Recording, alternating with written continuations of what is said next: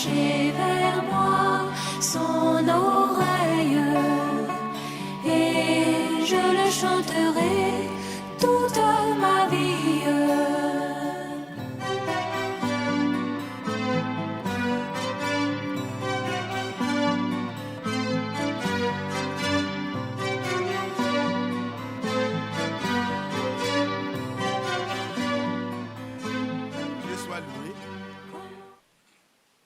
Ce matin, nous voulons encore dire merci à Dieu. Nous voulons que ceux qui connaissent Donsao, où il y a la convention qui doit se tenir là, s'il y a un frère qui connaît bien, il puisse se rendre chez les diacres afin de donner les renseignements complémentaires par rapport au transport, au déplacement. Voilà, allez-y, si vous connaissez Donsao, allez-y par rapport à la convention, donnez les renseignements aux diacres afin que d'ici la fin, nous puissions avoir des éléments complémentaires pour finaliser, parce que c'est la semaine prochaine déjà. Que Dieu soit loué. Ça va se tenir du 19 au 21, donc il vaut mieux que vous puissiez aller maintenant. Hein? Donsao, c'est à Oumé, voilà, dans la région de Oumé. Si vous pouvez nous aider, allez-y voir les diacres. Que le nom du Seigneur soit loué. Amen. Je vais donc poursuivre ce que nous avons entamé. Mais aujourd'hui, je voudrais que nous puissions prendre un extrait de la prédication que nous avons écouté le mercredi passé, surpassé, le mercredi 10. Le mercredi 10. Je ne sais pas si c'était le mercredi 10 exactement que ça avait été prêché. Mais l'extrait, c'est combien de temps resterons-nous à regarder l'ennemi fouler aux pieds l'héritage de Dieu? Combien de temps? Moi, ça m'a vraiment touché. J'ai dit, on va reparler de ça courtement. Et si d'autres occasions s'offrent, on va prendre des éléments complétés. C'est vraiment important pour nous. Mais avant de revenir là, je vais repartir dans le direct du dimanche passé. On va se lever.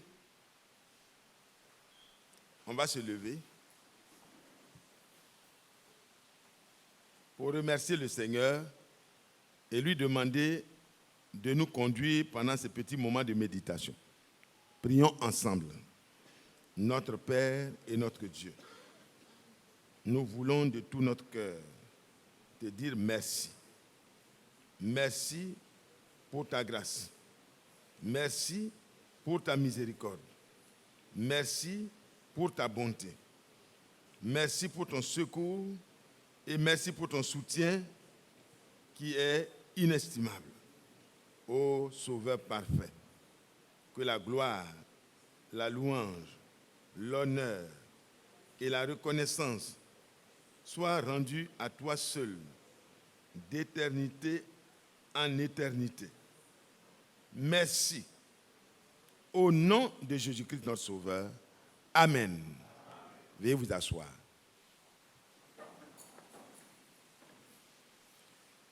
Nous allons lire dans Juges au chapitre 6, comme texte de base. Juges au chapitre 6.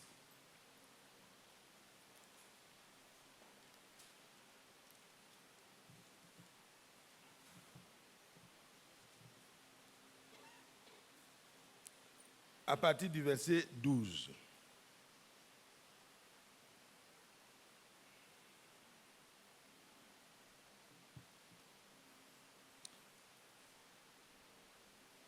Mais pour prendre tout le contexte, on va prendre un peu plus haut verset 8. L'Éternel envoya aux enfants d'Israël un prophète. Il leur dit, ainsi parle l'Éternel, le Dieu d'Israël. Je vous ai fait monter d'Égypte, je vous ai fait sortir de la maison des servitudes. Je vous ai délivré de la main des Égyptiens et de la main de tous ceux qui vous opprimaient. Je les ai chassés devant vous. Et je vous ai donné leur pays. Je vous ai dit, je suis l'Éternel, votre Dieu. Vous ne craindrez point les dieux des Amoréens dans le pays desquels vous habitez. Mais, vous n'avez point écouté ma voix.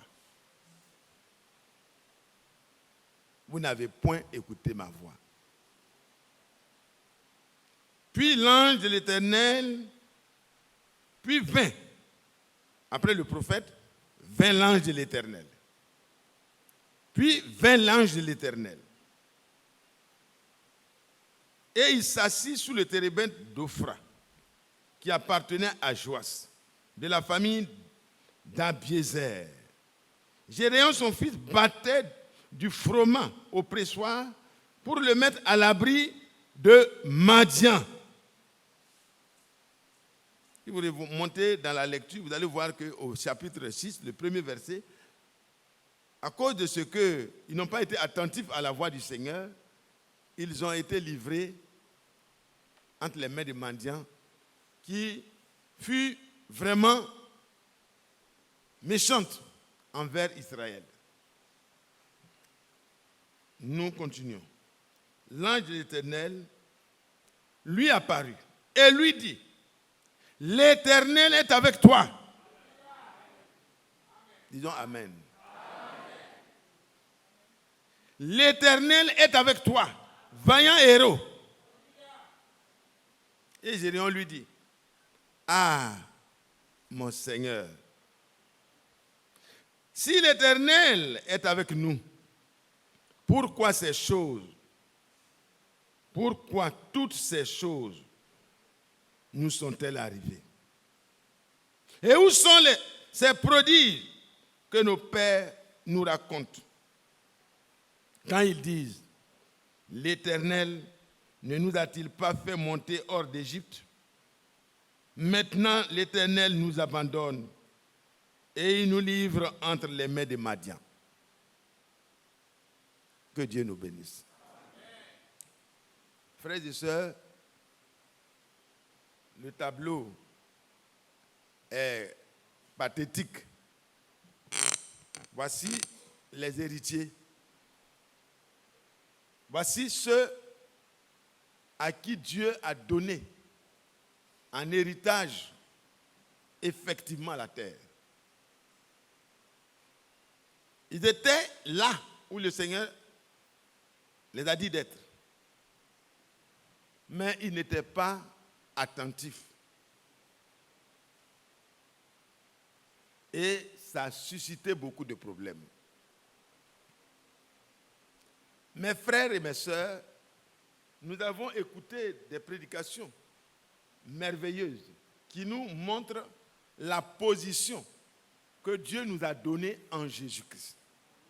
N'est-ce pas vrai?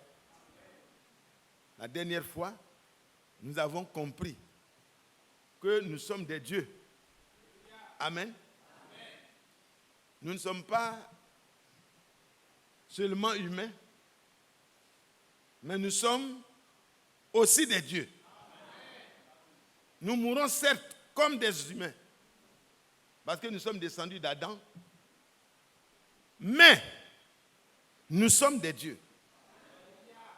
Parce que si l'esprit de celui qui a ressuscité Jésus-Christ d'entre les morts habite déjà en nous maintenant, alors, comme les premiers qui ont cru et qui sont morts dans la foi,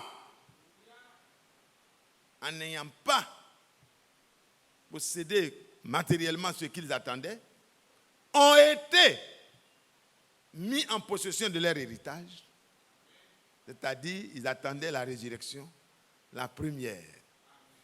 Ils ont eu ça. Frères et sœurs, nous aussi, le Seigneur fera grâce. Amen. Le Seigneur ne va pas nous oublier.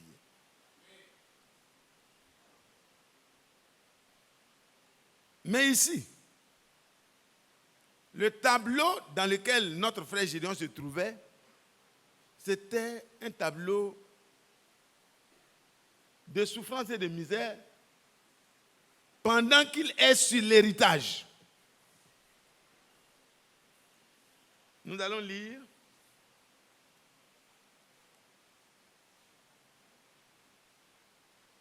dans le psaume 82. Le psaume 82.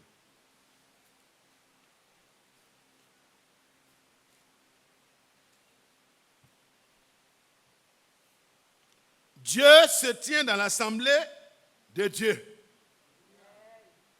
Il juge au milieu des dieux. Amen.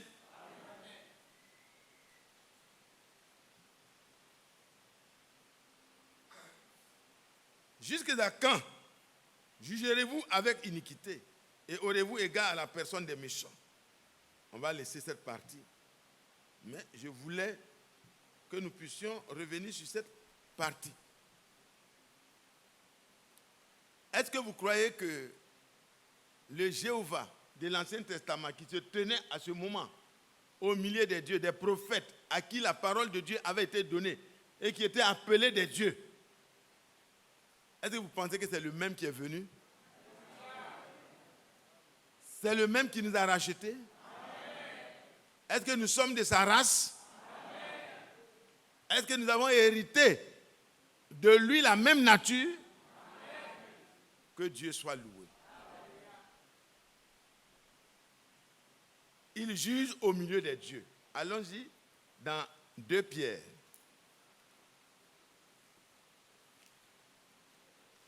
Je veux d'abord que nous puissions définir clairement notre position sur la base de ce que Dieu nous a donné. 2 Pierre au chapitre 1.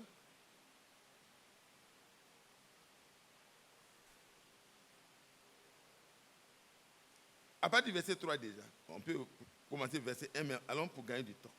Comme sa divine puissance nous a donné tout ce qui contribue à la vie et à la piété, au moyen de la connaissance de celui qui nous a appelés par sa propre gloire et par sa vertu.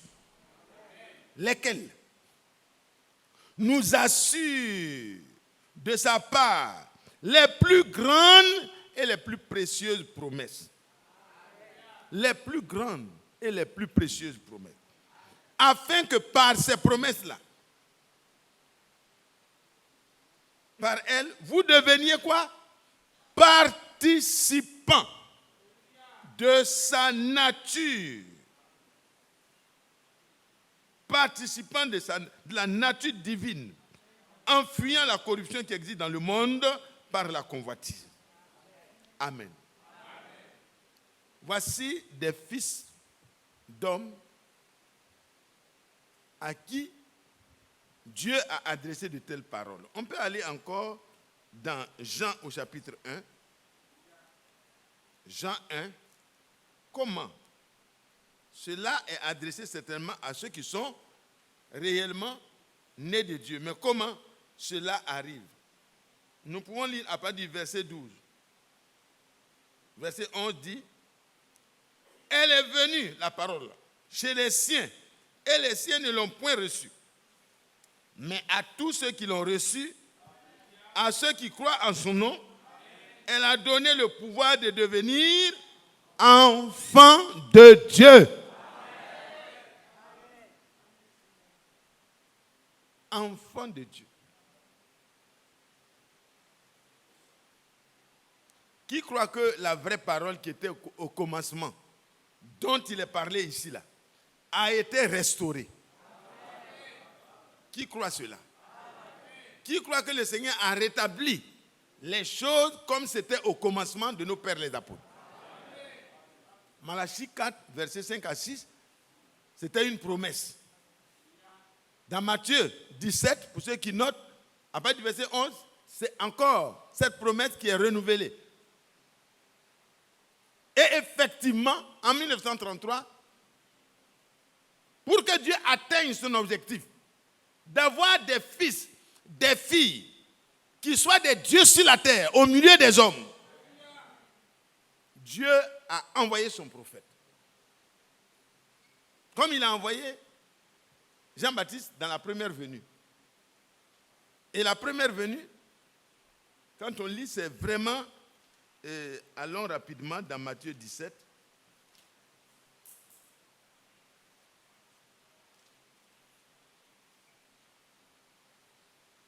Matthieu 17, versets 11 et 12 et 13.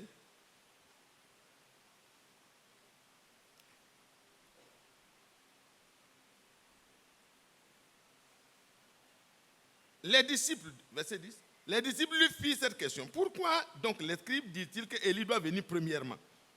Il répondit, il est vrai qu'Élie doit venir et rétablir toutes choses. Pourquoi? Parce que frère, si ce n'est pas la vraie parole, vous ne pouvez pas avoir part à la nature de Dieu. Il faut que la vraie parole, qui est la semence, soit rétablie telle qu'elle était au commencement. Dans chaque âge, Dieu a fait une révélation de ce qui correspondait à l'âge. Mais dans notre temps, Dieu a tout rétabli. Il dit il faut.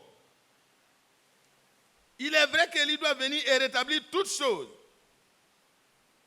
Ça, c'est une promesse. Et en 1933, pendant que le serviteur de Dieu baptisait, vous le savez déjà, alors le Seigneur apparaît dans un grand nuage de feu. Il vient directement comme la colonne qui est apparue à Saul de Tarse. Il vient comme le Seigneur qui est apparu à Moïse dans le buisson ardent. Il vient comme celui qui a conduit Israël dans le désert, une grande lumière. Pendant qu'il y avait des milliers de témoins, pendant qu'il baptisait la 17e personne, à cause de vous et moi, c'est écrit, pour que nous ayons la certitude de ce en quoi nous croyons. C'est pour qu'on soit certifié. Il faut que quand tu reçois quelque chose, que tu n'en as pas la certification de la provenance, ça peut être une contrefaçon. Donc Dieu a laissé des témoignages pour que toi et moi, nous ayons confiance dans ce que Dieu veut obtenir comme produit fini.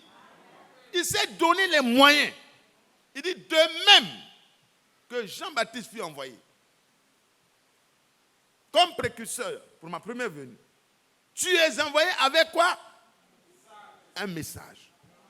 Et c'est ce message qui va être précurseur pour ma seconde venue. Amen. Jean-Baptiste, qu'est-ce qu'il a fait comme travail? Prenons, Élie a fait un travail de rétablissement, vous savez. Mais pour Jean-Baptiste, voilà ce qui est écrit. Dans Luc, au chapitre 1, il est dit clairement, au verset 14, il sera, Jean-Baptiste, pour toi un sujet de joie et d'allégresse. Et plusieurs se réjouiront de sa naissance. Pourquoi? Car il sera grand devant le Seigneur. Amen. C'est-à-dire un enfant qui est né, qui n'avait même pas de grandes richesses à hériter, mais Dieu dit il sera grand devant le Seigneur. Pourquoi? Parce que la parole allait venir à cet homme. La parole qui allait faire une mission bien précise. Continuons avec l'esprit. Il sera rempli de l'esprit. Il ne boira ni vin ni liqueur enivrante. Il sera rempli de l'esprit dès le sein de sa mère. Et il ramènera plusieurs des fils d'Israël au Seigneur leur Dieu. Et il marchera devant Dieu avec l'esprit et la puissance d'Élie. Pour faire quoi? Pour ramener le cœur des pères vers les enfants et les rebelles à la sagesse des justes, afin de préparer au Seigneur un peuple bien disposé. Et c'est cet homme important, grand devant Dieu, qui est venu. Et Israël, malheureusement, n'a pas compris à ce moment-là. Parce que Dieu voulait ouvrir une page pour nous. Amen. Ceux qui n'ont pas compris, ils ont persécuté Israël partout parce qu'ils ont dit c'est eux qui ont tué le Seigneur. Non, ils n'ont pas compris. Dieu a permis ça à ses enfants pour que vous et moi, nous ayons un temps de grâce. Nous qui n'étions pas un peuple, il voulait nous inclure. Donc, mais regardez frère, Élie, voyez, était promis, il devait venir. Mais la première partie de la venue du Seigneur, qui était pour le rachat, il fallait un homme envoyé de Dieu, afin que, comme le dit Jean 1, verset 6, tous crissent par lui. Il n'était pas la véritable lumière lui-même, mais il était le témoin pour que les gens connaissent la direction de la lumière, pour être éclairés et marcher pour aller vers Dieu. Préparez au Seigneur un peuple bien disposé. Mais allez-y au verset 11, Matthieu 17, verset 11, vous allez voir ce qu'ils ont fait. Il est vrai qu'Élie doit venir et rétablir toutes choses. Mais je vous dis qu'Élie est déjà venu et ils ne l'ont pas reconnu. Et ils l'ont traité comme ils ont voulu. Amen. Quand Jean-Baptiste est venu, ils n'ont pas reconnu que c'était celui qui devait préparer le chemin du Seigneur. Beaucoup n'ont pas reconnu. Et ils ont fait quoi? Ils ont traité Jean-Baptiste comme ils ont voulu. Frère, déjà ça doit nous interpeller. Quelle est notre attitude à l'égard du message qui a été donné pour notre préparation? Chaque élément doit être mis devant chacun de nous comme un miroir. On doit se regarder dedans. Le messager a été repris. Mais Dieu n'a pas repris le message. Il a remis le message entre les mains de son serviteur pour nous l'enseigner avec toutes les connexions bibliques qui y sont participantes. Pour que nous ayons la certitude, parce que comme les Béréens, quand Paul, en tant que messager de ce temps, leur apportait la parole, il prenait la Torah, il vérifiait si ce que Paul leur disait là avait sa base dans la parole.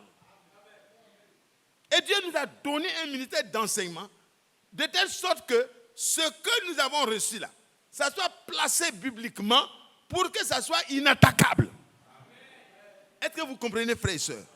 Et le but, c'est quoi? Ce n'est pas pour que nous ayons une connaissance, mais c'est pour que nous puissions être interpellés. Interpellés d'abord. Parce que l'enseignement des apôtres interpelle toute la race humaine. Ils sont allés vers tous les endroits où vous pouvez aller pour dire, repentez-vous. En tant que descendant d'Adam, personne ne peut comparaître devant Dieu avec sa justice venant d'Adam. Il n'y a rien de bon en nous. Allez-y dans Romains. Parce que si c'est établi, vous allez comprendre que nous devons vraiment nous réjouir de la grâce que Dieu nous a faite, du salut que Dieu nous a donné. Il dit au verset, Romains 3, verset 9, quoi donc? Sommes-nous plus excellents? Nullement, nullement. Car nous avons déjà prouvé que tous, juifs et grecs, sont sous l'empire du péché. Juifs et grecs sont sous l'empire du péché. On peut être assis ici pendant de longues années. Mais si on ne voit pas que la nature de Dieu, la nature du Fils de Dieu est en nous, ce n'est pas encore tard. Parce que le temps de la grâce court encore, mais il va vers sa fin. Il faut commencer par là, frère. On peut faire beaucoup de choses dans la maison de Dieu. Mais nous devons être mis devant la réalité. Ce n'est pas pour remettre en cause ton assurance. Au contraire, c'est pour que tu puisses t'appuyer sur la parole de Dieu, pour examiner, comme Paul le disait après beaucoup d'années, dans la deuxième épître, il dit aux Corinthiens, au chapitre 2 Corinthiens 13, verset 5, examinez-vous vous-même. Je place la parole devant vous l'enseignement biblique devant vous, ce qui concerne le comportement dans le foyer devant vous, le comportement au travail devant vous, le comportement en famille devant vous. La parole de Dieu, Jacques la considère comme un miroir devant lequel chacun de nous ne doit pas examiner l'autre, mais s'examiner soi-même. Parce que frère, un fils de Dieu est un Dieu. Il dit à tous ceux qui reçoivent cette parole-là sincèrement, il y a un changement. Et ils deviennent quoi? Des dieux. Des dieux. Maintenant, les dieux doivent connaître leur position et rester dans leur position pour ne pas être amenés dans l'esclavage. Il dit, quand l'enfant ne connaît pas encore ses droits, il est encore enfant, il ne diffère en rien de l'esclave. Parce qu'il dépend de beaucoup d'aléas. Donc il y a deux choses. Soit on n'est pas encore devenu, soit alors on l'est, mais on est encore au stade où on ne connaît pas ses droits. Si quelqu'un pouvait couvrir la voiture là, ça va m'aider, ça reflète. Que Dieu soit loué. Donc ici, il dit, tous sont sous l'empire du péché. Selon qu'il est écrit, il n'y a point de juste, pas même un seul. Nul n'est intelligent, nul ne cherche Dieu. Tous sont égarés, tous sont pervertis. Il n'en a aucun qui fasse le bien, pas même un seul. Frère, ce n'est pas de toi qu'il s'agit. Toi qui as déjà cru, Dieu soit loué. Mais nous étions tous dans cette condition-là. C'est pourquoi le chrétien ne se glorifie que de la grâce de Dieu qui l'a sauvé. Le chrétien ne se compare pas à un frère ou à une sœur pour tirer sa gloire. S'il doit se glorifier, c'est d'avoir reçu la grâce de Dieu. Dieu a jeté un regard favorable. Il m'a élu en Christ avant la fondation du monde. Je n'ai rien fait. C'est la grâce de Dieu. Et c'est Dieu qui m'a donné aussi la foi. Donc tout a été reçu de Dieu. Mais voilà la condition misérable dans laquelle tous ceux qui sont nés d'Adam et Ève se sont retrouvés après le péché. Frère, vous voyez comment c'est malheureux? C'est comme Israël quand ils étaient en Égypte. Ils avaient les concombres, les ail et tout ça, mais malheureusement, c'était la misère. Mais Dieu soit loué, c'était le peuple de la promesse. Et un temps était promis par Dieu pour les faire sortir. Et vous et moi, nous sommes les enfants de la promesse. Et le temps est venu. Dieu a envoyé son serviteur. Après le décès de son serviteur, le Seigneur a donné mandat encore. Il a renouvelé le mandat. Il a rappelé le mandat à son serviteur de se lever et d'apporter cette parole-là au monde entier. Frère, aujourd'hui, le frère fait le bilan, il dit, j'ai fait ma part. J'ai fait ma part. J'ai donné tout le conseil de Dieu. Frère, qu'est-ce que cela a produit en toi et moi?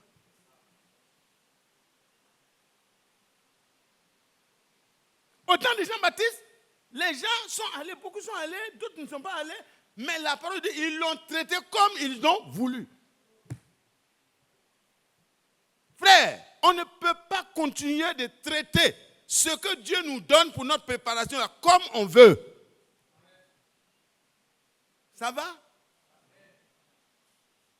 Dieu nous demande 1 heure ou 1 heure et demie tout au plus pour s'asseoir et écouter. Pour une préparation pour aller au ciel. Les héritiers de ce qu'il y a de plus glorieux. Pour faire le petit voyage que je devais faire là, il y a eu beaucoup de nuits où il faut remplir les papiers, formalité, il faut recommencer. Mais si tu veux aller, il faut faire. Et puis quand tu finis de faire, ça dépend des humains, de ceux qui décident. Hein. Mais pour toi et moi là, la décision a été déjà prise en notre faveur. Ça a été pris en ta faveur. Pardon, mon frère. C'est pourquoi Paul dit, nous vous en supplions, au nom de Christ, soyez réconciliés avec Dieu. Dieu ne t'a pas dit d'aller mourir à la croix. Mais le Rédempteur a pris ma place, a pris ta place. Parce que dans le carnet, dans le calepin de Dieu, ton nom figurait, prédestiné, connu d'avance de Dieu. Ton nom était déjà écrit dans le livre de vie de l'agneau. Parce que dans la génération où tu serais là, c'est toi qui seras un petit Dieu. Connais ta position. Ne marche plus comme les autres. Oh, je suis tellement heureux. Shadrach, Meshach et Abednego, ils ont absorbé le divin. Alléluia.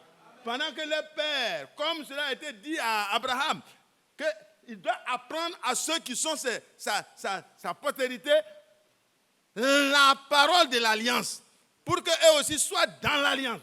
Il doit les circoncire le 8e jour. Il doit leur apprendre que quand on rentre dans cette alliance, il y a des paroles d'alliance à observer.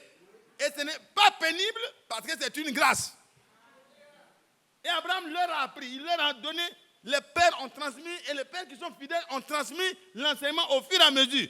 Et ces jeunes Hébreux, ils ont reçu la parole de Dieu dans leur assemblée en Israël. Quand ils se sont retrouvés à l'étranger, hors de leur endroit habituel, où ils peuvent appliquer la parole de Dieu sans qu'il y ait des problèmes, ils se retrouvent dans un pays qui n'était pas favorable. Là-bas, c'est de l'idolâtrie. Et le roi a dressé une grande statue. C'est ce qu'ils connaissaient. Donc, on ne peut pas dire que ce sont des païens.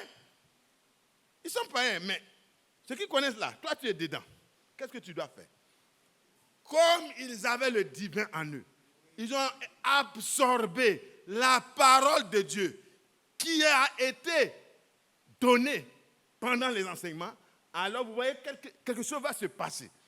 Ils sortent de l'ordinaire. Quand vous prenez Daniel 1, à partir du verset 8, il dit qu'il est résolu. Avec Daniel, il prit l'engagement de reconnaître leur statut. Ils ne sont pas un peuple d'idolâtres. Ils appartiennent au seul vrai Dieu. Et ils sont de la race de Dieu. Ils sont de Dieu.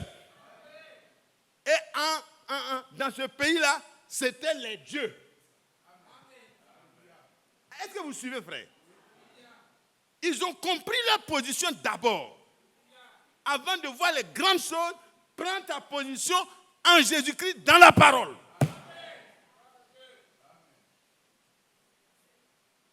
Avant de voir les grandes choses.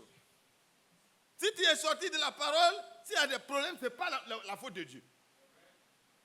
Alors il dit, bon, nous sommes hébreux. Vous êtes allés nous prendre là-bas, là, chez nous, là, dans la parole que Dieu, notre Dieu nous a donnée comme parole d'alliance, là. On n'a pas le droit de faire de l'idolâtrie. Donc on ne va pas faire. D'abord, ils ont refusé de manger les nourritures sacrifiées aux idoles. Amen. Ça, c'est déjà la communion qui commençait déjà. Parce qu'on ne peut pas prendre part à la table des démons et puis encore revenir pour lire la Torah et puis dire c'est la même chose. Ce n'est pas la même chose. Ça, c'est ce qu'on appelle Babylone. L'écuménisme, c'est Babylone, c'est la confusion. On ne peut pas s'asseoir dans le message et puis faire Babylone. Ce n'est pas possible. Alors, ils ont pris d'abord position dès le premier moment. Si vous arrivez quelque part, que vous appartenez à cette race-là, frère, sœur, affiche ta position. Si ça doit t'écouter ton poste, ça t'écoute ton poste dès le départ. Mais on le fait avec politesse, avec respect, pas avec désinvolture, non. Il dit, s'il vous plaît, nous ne pouvons pas faire ça. Donnez-nous un peu de légumes et prenez la nourriture qui est vraiment abondante, bien riche en vitamines, mais c'est contraire à la loi de notre Dieu. Il dit, mais vous n'êtes plus chez... Votre Dieu ici est fort. Il n'allait pas vous laisser venir ici. Il dit, non, c'est notre Dieu qui a permis. Parce que nous avons mal fait. Mais notre Dieu n'a pas mal fait. Nous sommes ici par notre faute, par la faute de nos parents. Mais nous resterons et nous nous repentons. Nous voulons rester attachés à notre Dieu.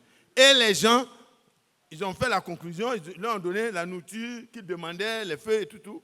Et puis, au bout de l'épreuve, vérification est faite, ils sont 10 fois plus intelligents que les intelligents de toute la Chaldée, la capitale, Babylone.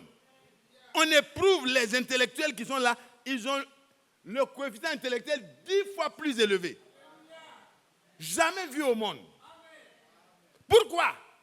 Parce qu'ils étaient de la substance de Dieu. Ils étaient des dieux. Ils ont absorbé le divin. Frères, je suis certain que si ce message que nous recevons sous forme d'enseignement, chacun de nous s'applique à absorber ce que le Seigneur a donné pour notre préparation, frères, des choses glorieuses vont commencer déjà. Ce n'est pas le frère Franck qui va venir faire ça pour toi et moi. Il a fait sa part. Il a donné ce message. Il a donné ses enseignements. Il a donné la correction pour que chacun de nous rentre en lui-même et se laisse corriger. Mais frère, il dit, oh, si tu étais attentif. Ésaïe 48, verset 17, que j'aime beaucoup. Il dit quoi? Je t'instruis pour ton bien. Je te montre la voie que tu dois suivre. Parce que tu n'es pas comme les autres. Tu es un petit Dieu. Je vais prolonger ma gloire au travers de toi. Dans ton quartier, dans ton service, tu es chef de service, tu es subalterne, quel que soit le niveau dans lequel tu te trouves, ce n'est pas un problème. Mais montre ta foi. Parce que la victoire qui va triompher de tout autour de toi et dans ta vie, c'est ta foi. Parce que le Seigneur est le seul vainqueur à Golgotha. C'est le seul vainqueur. Mais par la foi, tu rentres dans le divin. Nous sommes sauvés par la grâce. Mais le moyen, c'est la foi. Oh, que Dieu soit loué. Il dit, roi, on arrive, vérifie, coefficient intellectuel très élevé, conseillers spéciaux du roi, ils sont autour du roi. Le roi veut maintenant faire sa statue. Il refuse. Il dit, notre loi ne nous permet pas. Le Seigneur ne sera pas content de nous. Il dit, d'accord, le Dieu qui va vous délivrer de ma main là, je veux le voir moi-même. Il dit, si c'est ça seulement, il n'y a pas de problème. Mais roi, vis à jamais. Nous avons du respect pour toi parce que Dieu nous dit de respecter l'autorité. Vous avez compris? Que Dieu nous pardonne. Nous qui parlons beaucoup mal des autorités là, que Dieu nous pardonne. Hein? Vous avez compris? Si l'autorité a des problèmes, il faut prier. C'est Dieu qui établit, c'est Dieu qui fait ce qu'il veut. Et donc, ils n'ont pas parlé mal, mais ils ont dit, fermement, nous restons à côté de notre Dieu et nous marchons avec lui. Et donc, par la grâce de Dieu, Dieu va entrer dans la fournaise pour délivrer les enfants de Dieu qui sont de sa nature. Amen. Jusque-là, moi, je pensais que, bon, on ne peut pas dire que les saints de l'Ancien Testament étaient des enfants de Dieu, mais le frère nous a révélé, nous a permis de comprendre que, en ayant part à la parole de leur temps, ce que Dieu a révélé qu'ils devaient croire là, ceux qui ont cru ça là, ils étaient des dieux. Ils étaient de la même nature que Dieu. Ils rentrent dans le feu se tait, le feu se met à leur service, le feu coupe leur lien, le feu nettoie tout, et vraiment ils sont sortis, pas avec le parfum du feu. Même leurs cheveux n'ont pas été touchés. Et les gens, quand ils les regardaient, comment ils les considéraient? Frère Emmanuel. Mais ça, ce n'est pas possible, c'est des dieux. Ils ont vu, celui qui était dedans, le quatrième était un dieu. Mais ils ont vu que les quatre aussi, les trois autres aussi, étaient des dieux. On jette Daniel dans la fosse aux lions, les lions se mettent au service de leur Dieu. C'est le prince. C'est le prince de celui qui a créé toutes choses. Frère, donc le problème n'est pas du côté de Dieu. C'est pourquoi nous retournons dans le livre de Juge. Juge. Au chapitre 6.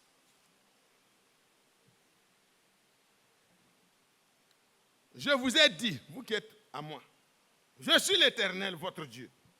Vous ne craindrez point les dieux des Amoréens, dans le pays desquels vous habitez, et vous n'avez point écouté ma voix. C'est ça le problème. Vous n'avez point écouté ma voix. Et la question, c'est malheureusement nous qui aimons poser beaucoup de questions, mais ce n'est pas mauvais. J'ai dit, on va poser la question. Verset 12. L'ange de l'Éternel lui apparut et lui dit, parce que le prophète vient d'abord, il parle pour préparer le chemin. Et l'ange apparaît et s'assoit. Et dit, l'Éternel est avec toi, vaillant héros. Qui croit que l'Éternel est avec lui? Ne dormez pas. Si le Seigneur t'a racheté, tu n'es pas n'importe qui. Il ne faut pas te sous-estimer. On a emprunté des voies qui ne sont pas bonnes. Nous avons des problèmes, mais on peut se ressaisir. Et il va dire, mon Seigneur, si l'Éternel est avec nous, pourquoi toutes ces choses nous sont-elles arrivées? Pourquoi l'héritage que nos pères nous ont laissé de la part de Dieu, pourquoi les gens viennent piller ça? Pourquoi ils piétinent l'héritage? Pourquoi l'ennemi nous domine? Pourquoi tant de difficultés sans solution? Pourquoi dans ma vie, il y a des défaites? Pourquoi moi, Gédéon, je dois rassembler rapidement pour rentrer à cause des Madianites? Oh mon Seigneur, pourquoi ces choses nous sont-elles arrivées? Mais je pense qu'avec l'enseignement que nous avons reçu, nous savons pourquoi ça nous est arrivé. Amen.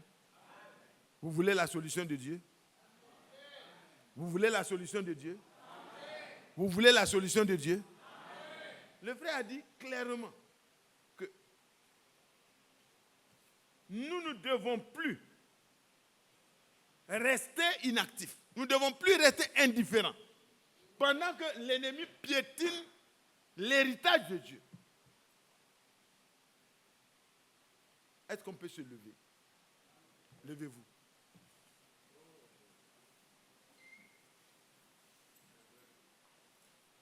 À votre avis, est-ce que Dieu tarde dans l'accomplissement de ses promesses? À votre avis, est-ce que Dieu n'a pas été fidèle à ce qu'il nous a promis? Est-ce que Dieu a commencé une œuvre en toi? Est-ce que tu crois que Dieu va achever ça pour que tu deviennes effectivement un Dieu? Est-ce que tu crois vraiment cela? Pierre a essayé. Hein? Quand vous lisez dans Jean 13, à partir du verset 36, quand le Seigneur parle, il dit, vous allez fuir tous me laisser, mais plus tard, Pierre, tu pourras me suivre. Il a dit, non, dès maintenant même je peux. Non, on ne peut pas. Mais qui veut que la défaite prenne fin? Le temps est court. Je veux que nous puissions lire dans Actes, ensemble.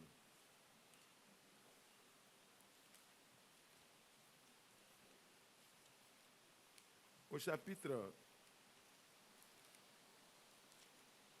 4, Acte 4.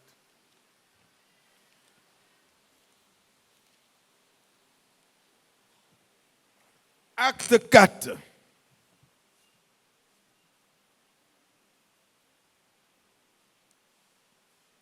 Nous allons prendre à partir du verset 29, mais vous pouvez relire la suite en arrière, remonter.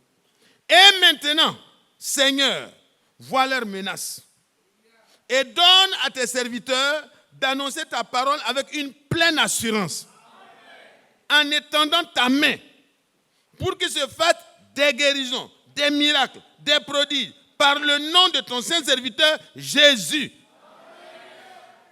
Et le frère Franck nous a enseigné qu'il ne faut pas courir derrière les dons seulement, mais il faut que l'Esprit s'installe en nous et que le fruit de l'Esprit, Galates 5, 22, soit réel. Que les œuvres de la chair n'aient plus d'empire sur nous. Osée 13, verset 14, le Seigneur, en tant que notre Rédempteur, a détruit l'empire du péché. Parce que c'est par le péché que la mort avait la possibilité de régner. Et c'est par la mort que le diable dominait toute la race.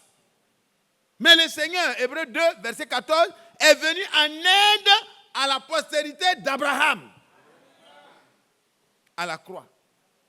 Il y a eu la victoire pour toi et moi. Il y a eu le triomphe pour toi et moi. Et ici, c'était les rachetés qui parlaient. Ils ont été menacés. Il y a eu un premier miracle. Et là, l'ennemi s'est déchaîné. Il voyait comment ça partait. Il voyait où ça partait. Donc, il veut les éteindre. Mais est-ce qu'on peut éteindre ce que Dieu a commencé? Est-ce que le diable peut arrêter ce que Dieu a commencé? Est-ce que le diable peut accuser ce que Dieu a justifié? Prenons Romains. On va revenir. Romains, au chapitre 8, rapidement.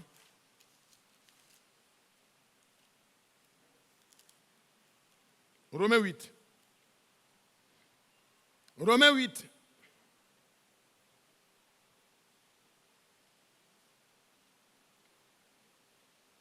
D'abord, au verset 14 dit, l'Esprit lui-même rend témoignage à notre esprit que nous sommes enfants de Dieu. Amen.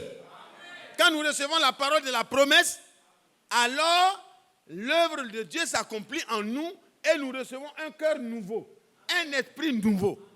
Parce que la parole, c'est par elle que Dieu a créé toutes choses. La nouvelle création, là, c'est par le moyen de la parole. C'est la parole qui conçoit cela. Un cœur nouveau, un esprit nouveau. Et tu es une nouvelle création déjà. Et l'Esprit Saint. Ézéchiel 36, à partir du verset 25 jusqu'au verset 27, vous pouvez lire. Viens habiter à l'intérieur. Quand l'Esprit Saint vient habiter à l'intérieur, tu deviens. Ah, vous avez peur de dire ça. Déjà, quand tu es né de Dieu, tu es un petit Dieu déjà. Quand le Dieu Tout-Puissant vient s'installer en toi par son esprit, alors tu exerces en tant que l'ayant droit de Dieu, l'héritier de Dieu. Tu n'es plus un enfant. Tu es un enfant qui a grandi. Et Dieu te présente. Il dit désormais, celui-ci est mon fils bien-aimé, ma fille bien-aimée. Sur la terre, il a le droit de me représenter. Il a le droit d'agir en mon nom. Nicole. Alléluia. À vous. Ndri. Ingrid. Yoa. Fils de Dieu. Chacun de nous. Appelle ton propre nom. Dis. Mathias. Si tu as cru à la vraie parole, tu es fils de Dieu. Et si tu es fils de Dieu, tu vas te comporter, tu vas voir ta nature à changer. Et si des menaces viennent, vous pouvez vous retrouver à 2, à 3 pour dire, vois les menaces. Seigneur intervient. Ce n'est pas des mouvements qu'on va créer, non. Ne créez pas de mouvements. Laissez Dieu agir comme le frère l'a si bien résumé. Dieu n'a pas besoin de notre aide. Il veut notre foi. Qu'on se dispose à lui. Et dans Romains, voici ce qui est dit.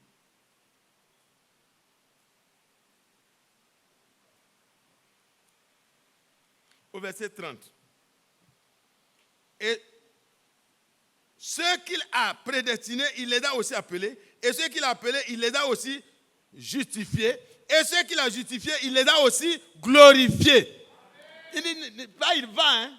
Il les a aussi. Il dit, hein? Donc c'est aussi, c'est déjà.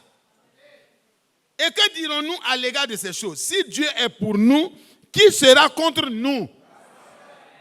Si Dieu est pour nous, qui sera contre nous? Lui qui n'a point épargné son propre fils, mais l'a livré pour nous. Comment ne nous donnera-t-il pas aussi toutes choses avec lui? Qui accusera les élus de Dieu? C'est Dieu qui justifie. Qui t'accusera? Gloire soit rendue à Dieu. Et si vous voulez savoir pourquoi le diable ne peut plus nous accuser, allez-y dans Colossiens au chapitre 2 que vous connaissez.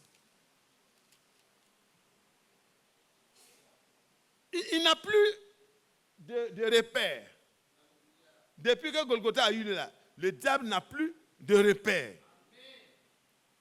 Le Seigneur, il a effacé, au verset 14, il a effacé l'acte dont les ordonnances nous condamnaient et qui subsistait contre nous. Et il l'a détruit en le clouant à la croix. Donc quand on dit que le Seigneur nous justifie là, ce n'est pas une déclaration vaine. Il y a eu l'œuvre qui a été accomplie. Le sacrifice a eu lieu. L'offrande de son corps a eu lieu. L'acte a été effacé d'abord, puis détruit, puis jeté dans la main de l'oubli. 3 actes irréparables. Quand Dieu efface, le sang de Jésus est un puissant détergent. On ne peut plus retrouver les traces. Maintenant, Dieu prend le support. Il détruit. Et il prend tout ça. Il jette au fond de la mer de l'oubli. C'est pourquoi le vieillard, là, quand on l'a enchaîné en haut, bon, pas enchaîné, on l'a mis en petite prison en haut. Les jeunes dames, là, elles voulaient faire les soirées. Et le vieux, il est trop dérangeant avec son esprit, là. Il était là-bas, et puis il lit dans le livre de géographie. Bon, au moins, là, il ne va pas entrer dans son réveil, là. Mais c'est un fils de Dieu. Les fils de Dieu ne doivent plus rester amorphes. Asseyez-vous. Je pense que ceux qui sont... On ne doit plus rester amorphes, frère. On l'a mis là-bas, on lui donne le livre d'histoire. Lui, il n'est pas en train de chercher histoire, de quoi, géographie. Non. Il regarde, il lit. Et puis, ça va trouver qu'il y a un endroit dans la mer qui a une profondeur qu'on n'a pas encore pu sonder. Ah! Ceux qui ont essayé de sonder se sont trouvés sondés eux-mêmes. Donc, alors, il dit, mais ce n'est pas possible. La Bible parle de ça. Moi, oh là là, ma fille m'a fait du bien. Oh, ma fille, tu m'as fait du bien. Et le vieux a commencé à danser en haut. Il danse, toute la maison tremble. Les enfants courent rapidement. Ils s'en vont regarder. Et on regarde dans Michée au chapitre 7, le verset 18. Levez-vous, alléluia, levez-vous encore. Levez-vous encore. Mais aujourd'hui, c'est un jour de joie. C'est un jour de victoire. Oh là là. Quand je regarde, je dis, mais moi, petit Mathias, avec tous mes petits défauts là, plein de gros défauts, hein. Je dis petit, gros défauts. Mais Dieu a eu pitié de moi un jour. Et j'ai accepté sa grâce par la foi. Et tu dois accepter sa grâce par la foi. Même si aujourd'hui encore, tu as des problèmes que tu traînes, arrête-toi et dis, Seigneur, je n'ai pas un autre secours que toi. Zacharie a dit, nous avons reçu un puissant sauveur qui nous délivre de la main de ceux qui nous haïssent, de tous nos ennemis, et qui nous amène à servir Dieu dans la sainteté et la justice. Alors, regardez dans le verset 18. Oh là là. Quel Dieu est semblable à toi, qui pardonne l'iniquité. En vertu de quoi? L'agneau de Dieu a été immolé. Ce n'est pas gratuit. Le don est gratuit. Mais le prix a été payé. Si quelqu'un me donne une voiture, parce que je n'ai pas déboursé l'argent, je peux aller cogner partout, à gauche, à droite. Non! Je dois avoir du respect pour le donateur. Parce que ce n'est pas une chose sans valeur. Mais comme je ne peux pas payer là, c'est pour ça qu'on m'a donné cadeau. Et si on m'a donné cadeau, je dois bien entretenir. Alléluia. Alléluia. Dieu m'a donné cadeau. Quand le frère Simeon tenait dans la main la promesse du salut, il dit aujourd'hui, Seigneur, la mort m'est un gain. Je peux mourir, Je vais m'en aller. Les cheveux grisonnants, ce n'est plus un problème. Je sais que je vais ressusciter. Parce que le salut, celui qui me sauve, celui qui me délivre, celui qui me change, celui qui me transforme, il est venu. Je l'attendais. Ton salut, je le touche. Il faut expérimenter ça avant de parler que la mort est un gain. Oh, que Dieu soit loué. Quel est donc? Quel Dieu est semblable à toi? Qui pardonne donc l'iniquité et qui oublie les péchés. Pourquoi il oublie? Parce que d'abord le sang de Christ a effacé ça. Christ a été pendu. Il a été fait malédiction à ma place. Je n'étais pas capable d'observer la parole de Dieu. Il a observé toute la parole de Dieu sans rien, sans aucune faute. Zéro faute. Et il a été à ma place en tant que le seul juste. Et quand Dieu a vu le juste prendre ma place, de la même manière qu'Adam seul a péché, et nous sommes nés de lui, nous sommes rentrés dedans, Christ seul n'a pas péché et a payé le prix, et tous ceux qui croient en lui sont justifiés. C'est tellement beau. Oh, quel Dieu est semblable à toi, qui pardonne l'iniquité. L'iniquité, c'est quelque chose que tu sais que tu ne dois pas faire, mais à cause de la nature du péché. Romains 8, verset 7, vous pouvez lire. Tu peux savoir que ce n'est pas bon, mais ta nature là, ça te pousse dedans. Tu sais que tu ne dois pas parler, mais au moins de savoir, tu as déjà critiqué. Et puis tu es assis dedans, tu commences à pleurer encore. Eh Seigneur, aie pitié de moi. Et Paul dit, misérable que je suis. Qui me délivrera? Un grand homme de Dieu, il dit, misérable que je suis. Mes frères, on n'a pas à avoir honte. Si tu continues dans cette misère-là, il faut crier. Quand on va s'arrêter là, il faut dire à Dieu, misérable que je ne veux plus continuer dedans.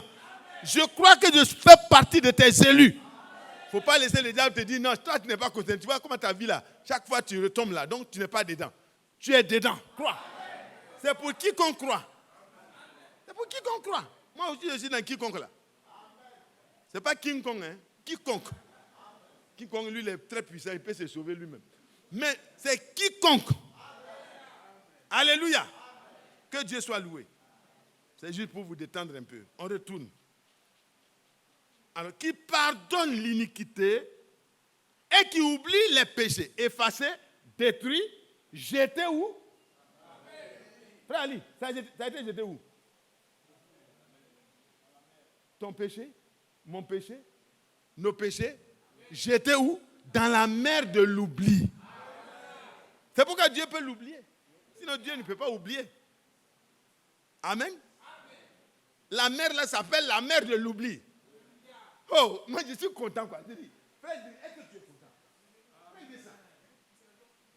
C'est tellement beau. C'est ce Dieu là qui est mon Père. Je suis de sa nature.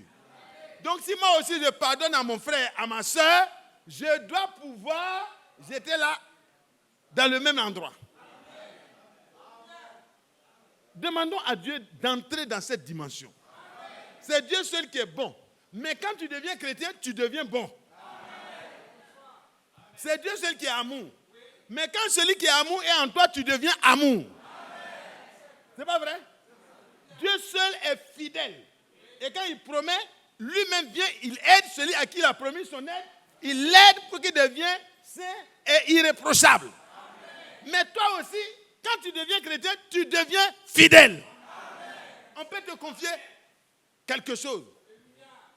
Hier, ce n'était pas possible, mais aujourd'hui, ça devient possible. Amen.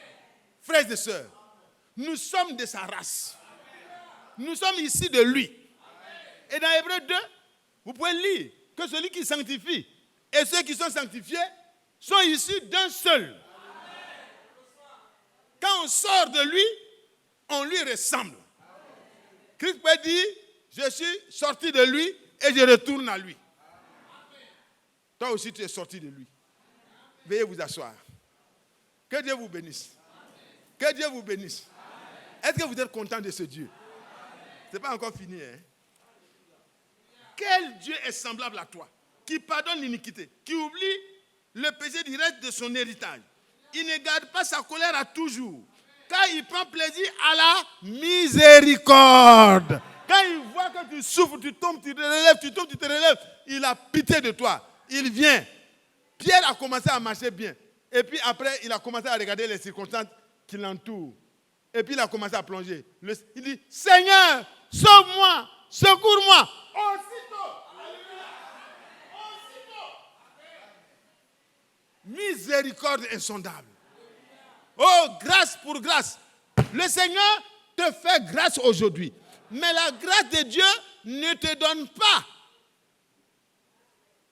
un certificat pour aller faire encore ce que tu faisais avant. Au contraire, tu sais que le rachat a eu lieu par le sang de Jésus, alors tu ne peux pas bafouer le sang qui t'a racheté. Tu as tellement la crainte qui t'est saisie. L'amour de Dieu coule dans ton âme. Tu ne peux plus aimer le péché. Quand les gens sont en train de crier, oh, éléphant, éléphant.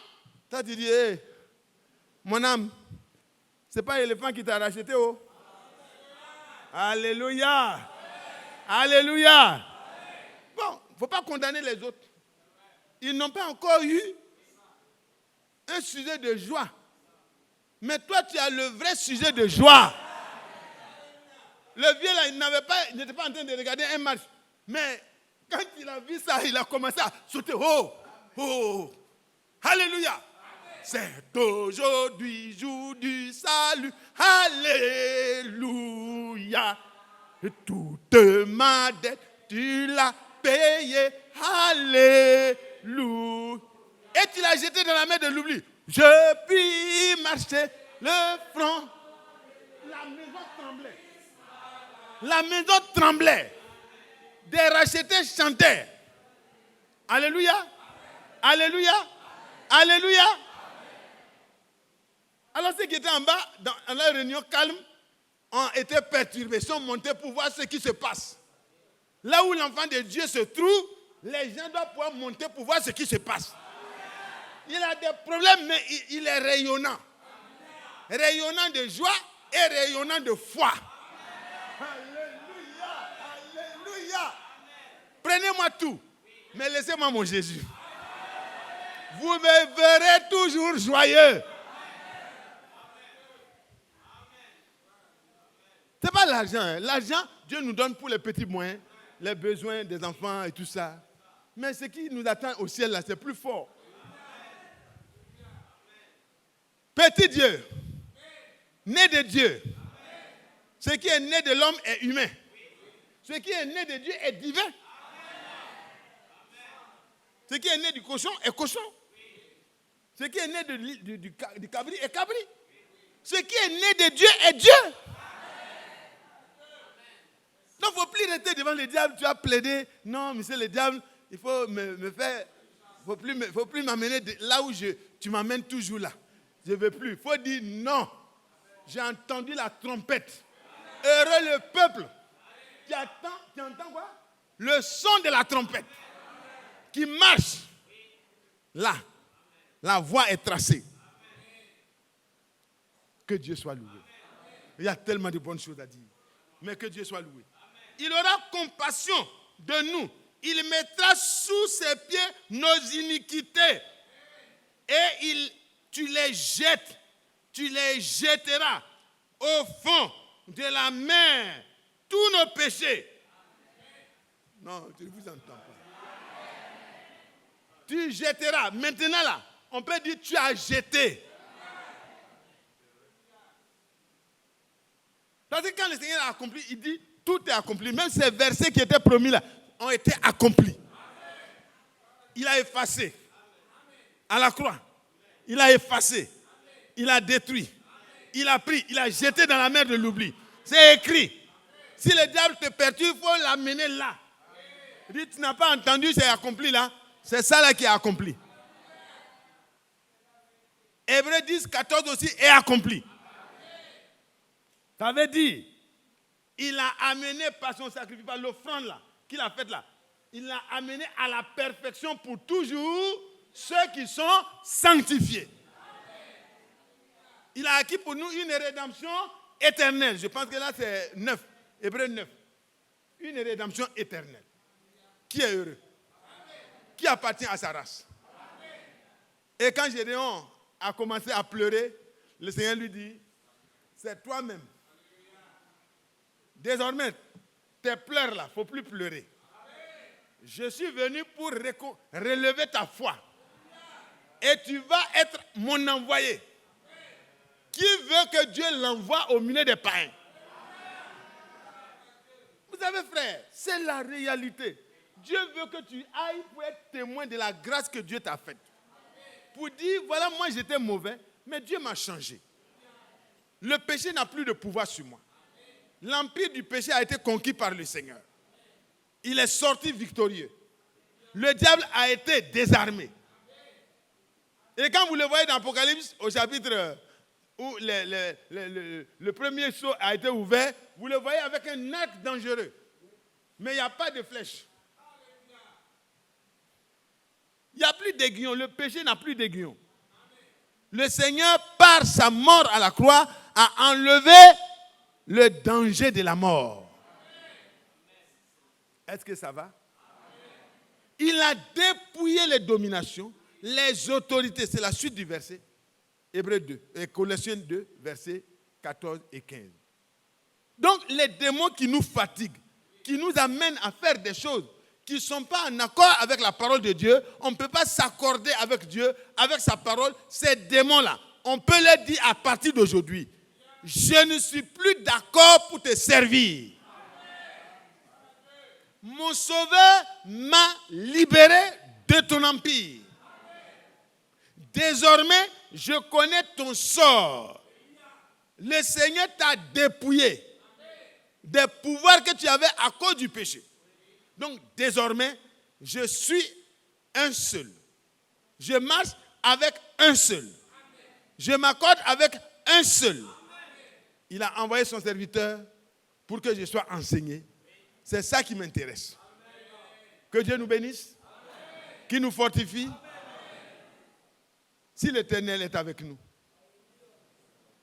pourquoi toutes ces choses nous arrivent-elles? Le Seigneur n'a pas fait de discours sur ça. Il a dit, mon enfant, c'est parce que tu ne connais pas ta position et parce que vous avez quitté la position qui était la vôtre. Sinon, je ne vous ai pas quitté. Alléluia. Il a réglé les choses avec Gédéon et il a envoyé Gédéon. Gédéon est parti avec 300 personnes. 300 personnes, la multitude qui était répandue là, ils ont pris la fuite. Nous, c'est l'épée de Gédéon. Alléluia. Le Seigneur veut des Gédéons. Les gens qui sont préoccupés. Le frère le disait tout à l'heure. Nous devons être préoccupés. Nous devons être tristes de notre condition. Nous ne devons pas nous complaire et nous plaire dans la défaite. C'est pas vrai? Actes au chapitre 5. Acte 5. Non, 4 là. On va terminer notre lecture et puis arriver au 5. Et maintenant, Seigneur, vois leurs menaces. Donne à tes serviteurs d'annoncer ta parole avec une pleine assurance, en étendant ta main pour qu'il se fasse des guérisons, des miracles, des prodiges, par le nom de ton saint serviteur Jésus. Quand ils eurent prié, le lieu où ils étaient assemblés trembla. Tu crois que c'est possible encore aujourd'hui? Est-il possible aujourd'hui? Que le lieu où nous sommes, croyant la vraie parole, croyant que Dieu a envoyé comme il a envoyé dans la maison de Corneille, il a envoyé Pierre, mais dans notre temps, il a envoyé le frère Branham et notre frère Franck. Pour que l'enseignement biblique, est-ce que c'est Pierre qui a prié pour eux qui reçoivent le Saint-Esprit? Non. Pierre a donné la parole de l'heure.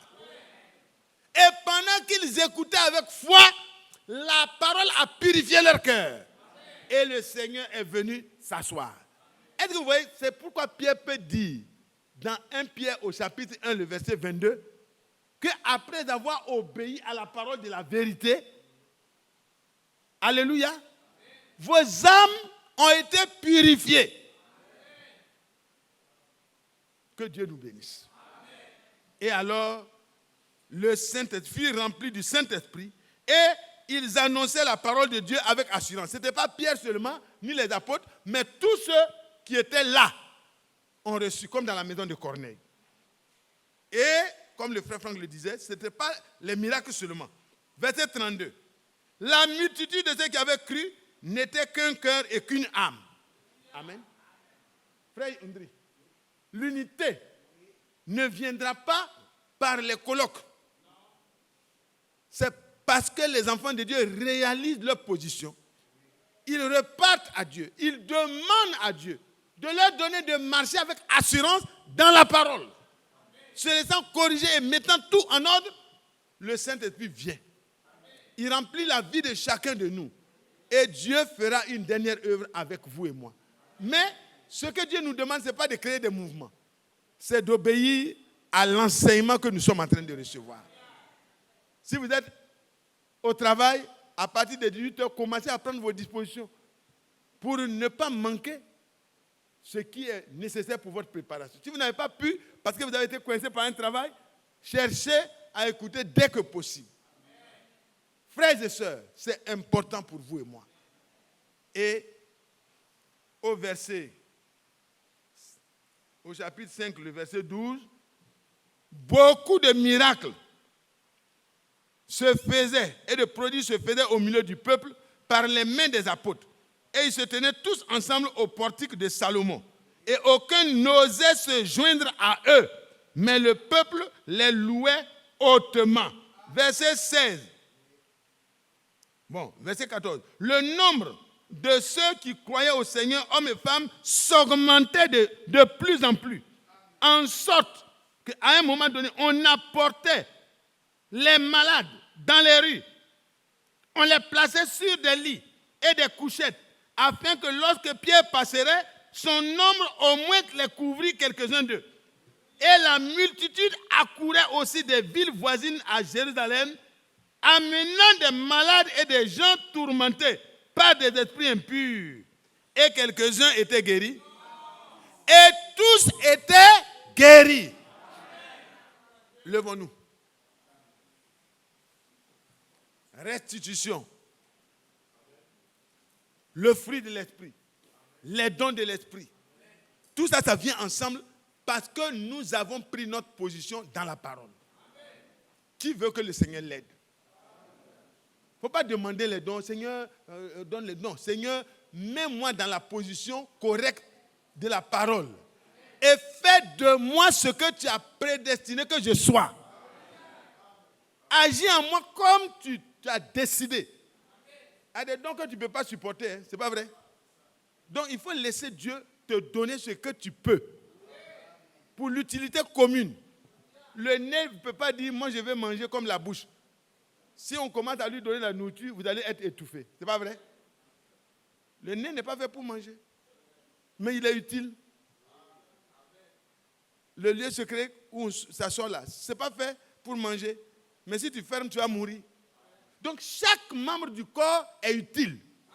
Et chacun de nous, pourvu qu'on soit connecté à Christ, nous serons utiles pour les autres. Et nous serons en bénédiction. Quand ils ont reconnu leur place, ils ont prié, l'Esprit de Dieu est descendu, l'unité de la foi est venue, l'unité de l'Esprit est venue, l'unité dans l'Église est venue, les dons spirituels se sont manifestés, la nature de Dieu était en eux, et on pouvait les distinguer. Et les gens pouvaient courir avec leurs malades pour dire, ah, Dieu a visité vraiment le pays, et les frères là se trouvent dans tel quartier. Et les gens vont venir. Que Dieu te bénisse. Et si les gens découvrent dans ton quartier que tu viens de cette assemblée, ils vont amener les malades chez toi là-bas. Tu vas devenir un Pierre. Que Dieu nous bénisse. Ayons foi en Dieu. Pourquoi ces choses nous sont-elles arrivées? Pourquoi? Quand David est arrivé, il a vu pendant 40 jours, les gens étaient en train de pleurer. 40 jours, le monsieur sort, il rentre. Il sort, il rentre. Il sort, il rentre. Il dit, hé! Pourquoi cet incirconcis peut insulter les troupes du Dieu vivant? Et le frère Franck dit ce matin, nous ne devons pas nous accoutumer à la défaite. Nous ne sommes pas prédestinés à la défaite. Si Dieu est pour nous, qui sera contre nous? Je n'ai pas entendu votre réponse. si Dieu a pris position pour toi et moi à Golgotha, qu'est-ce qu'il va refuser de nous donner? Délivrance? Guérison? Les dons? L'amour de Dieu? La sainteté? La pureté? Un comportement irréprochable? Il a dit que c'est lui qui le fera. Que Dieu nous bénisse.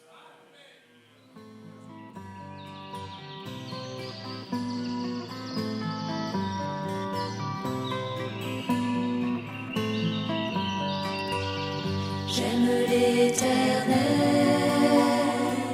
car il entend ma voix.